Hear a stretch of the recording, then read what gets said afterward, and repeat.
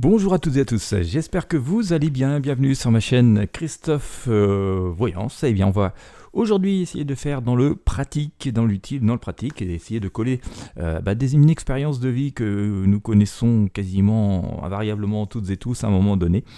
Comment faire face à une situation décevante. On va essayer de demander au tarot de nous donner des indications, des explications. Je vais essayer de faire ce tirage en synchronicité pour que ça puisse parler au maximum de personnes et pendant le plus longtemps possible, non seulement au moment où je tourne cette vidéo, mais aussi si vous me regardez dans quelques semaines ou dans quelques mois, pourquoi pas dans quelques années.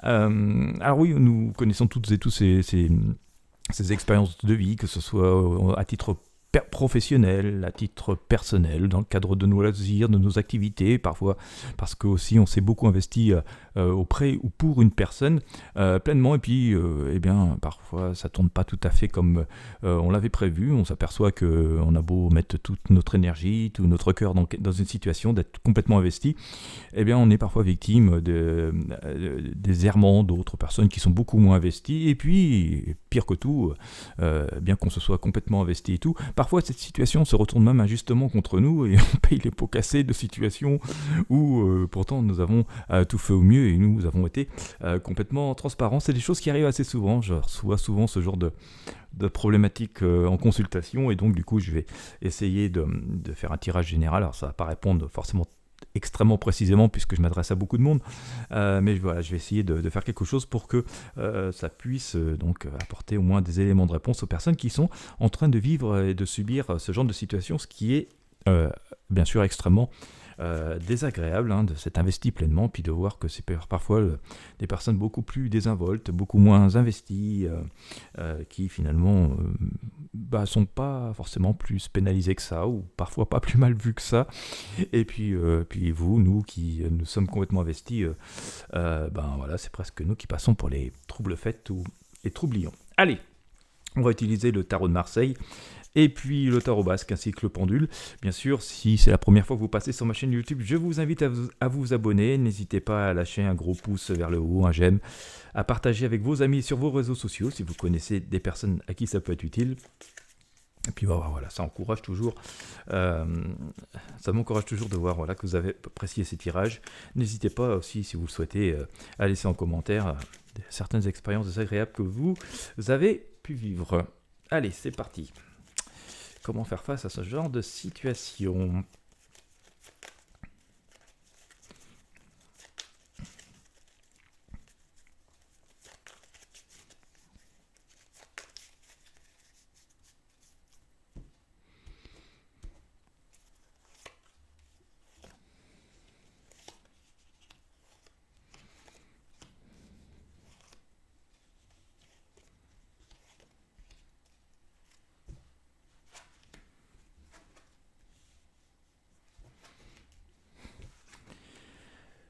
Alors, je sors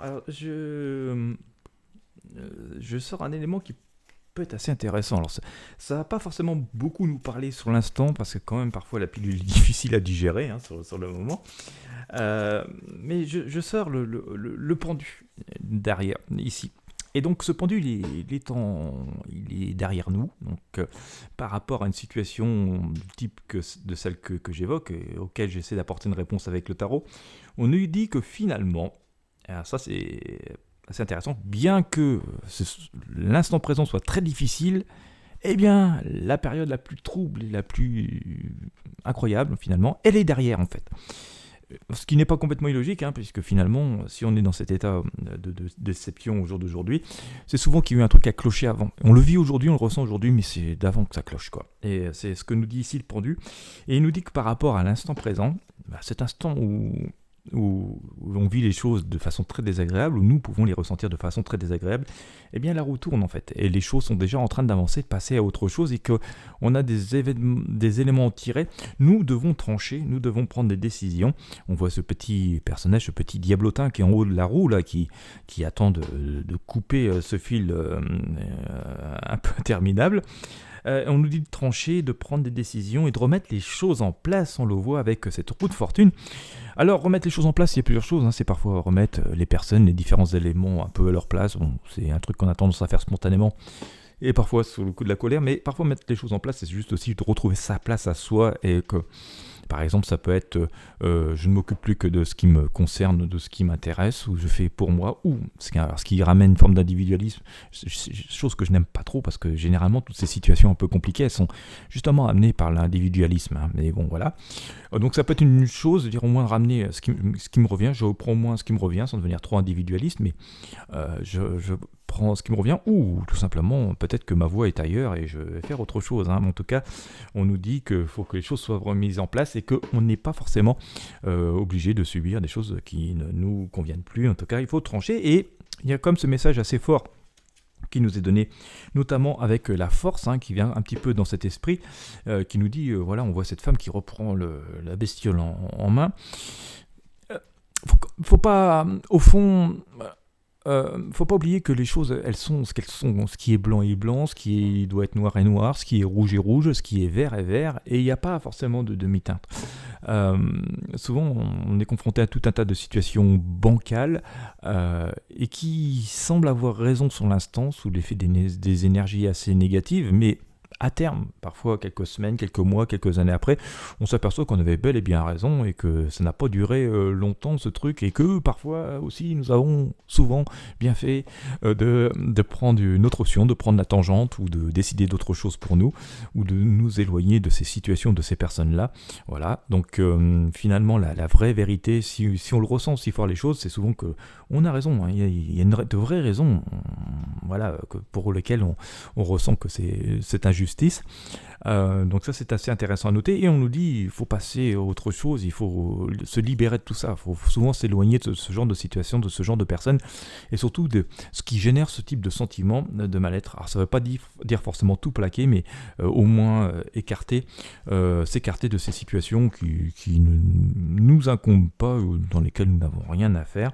Grosso modo, laissons les gens superficiels entre eux, puis retournons à des choses qui sont plus constructives pour nous. Donc on peut être assez serein. Voilà, je sais, c'est difficile à digérer sur le moment, mais en tout cas la tempérance nous dit de peser le pour et le contre, de rester en accord avec nous-mêmes, que nous avons une forme de raison, et qu'on peut aussi demander à nos guides de nous aider. Hein. On voit notamment avec cette tempérance qui possède des ailes d'ange, hein, dans le dos, qui nous dit il y a une forme de providence, et voilà, les énergies qui nous entourent, nos guides peuvent nous aider dans ces cas-là, et c'est surtout à ce moment-là qu'il faut les demander. Un peu plus loin, et j'en parlais un petit peu tout à l'heure, on a le jugement, hein, et je vous disais souvent, c'est un peu plus tard que l'on voit que finalement on a les réponses déjà de ce qui a généré ce genre de situation, et c'est là qu'on mesure à quel point nous avons pris les bonnes décisions, ou que nous avons bien fait d'agir. Et parfois agir, c'est tout simplement s'éloigner, ou d'ignorer complètement ces situations ou ces personnes, ou ce qui engendre ce genre de situation, de couper les ponts, de couper les amarres. Et on a quand même cette explication, hein, du diable qui ressurgit d'ailleurs, hein, parce que ces situations sont profondément désagréables et génèrent une forme d'inquiétude, d'anxiété, de déception, parfois aussi de colère, et il y a de quoi. Et on nous dit que ça permet de couper tout ça. Donc plus tard, on a la vraie teneur, la vraie image de ce qui s'est passé, parce que sur le moment c'est un peu incompréhensible. Plus tard, on a la vraie image de ce qui s'est passé, de ce qu'il faut faire, et on arrive à se détacher assez forcément de ça. Et puis voilà, on a la réponse, on a le juste retour des choses, hein. De toute façon, ce qui est bancal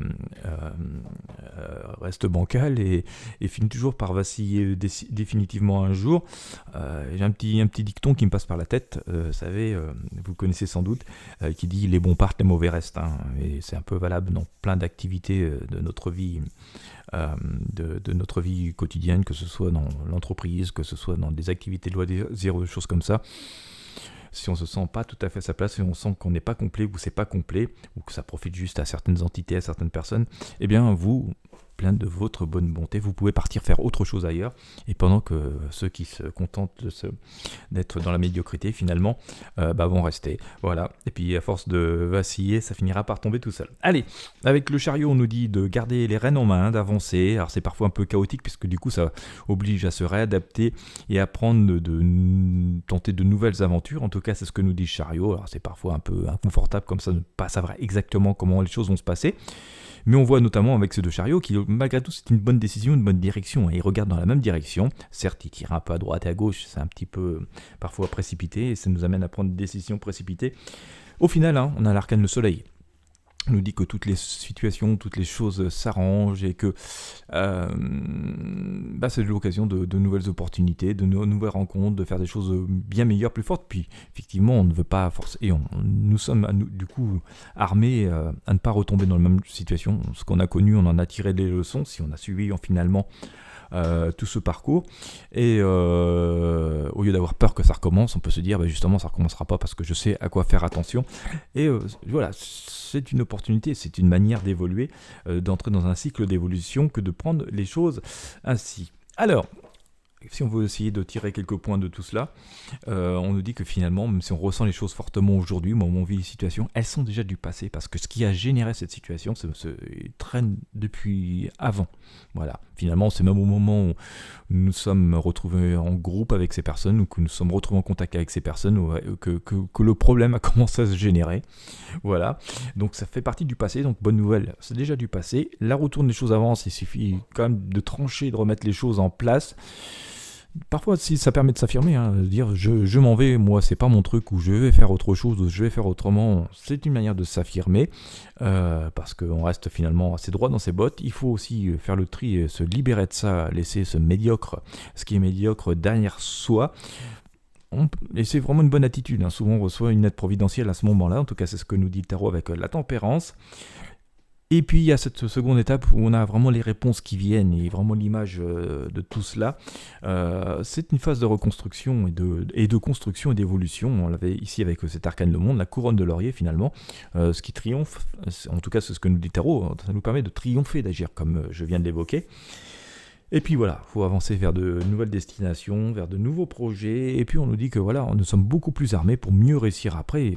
Voilà, passer une étape supérieure, on le voit avec cet arcane et avec le soleil qui vient donc éclairer plus positivement les futures situations que ce qu'elles sont aujourd'hui, et donc ce qu'elles ont été dans le passé, qui nous ont amené à cet état forcément de déception par rapport à aujourd'hui. Alors, comme je disais, ce tirage est assez généraliste, il peut s'appliquer à énormément de situations, il peut s'appliquer au travail, il peut s'appliquer à la vie familiale, il peut s'appliquer à la vie de couple, il peut s'appliquer à certains environnements d'activités que l'on a à l'extérieur, dans des associations, etc.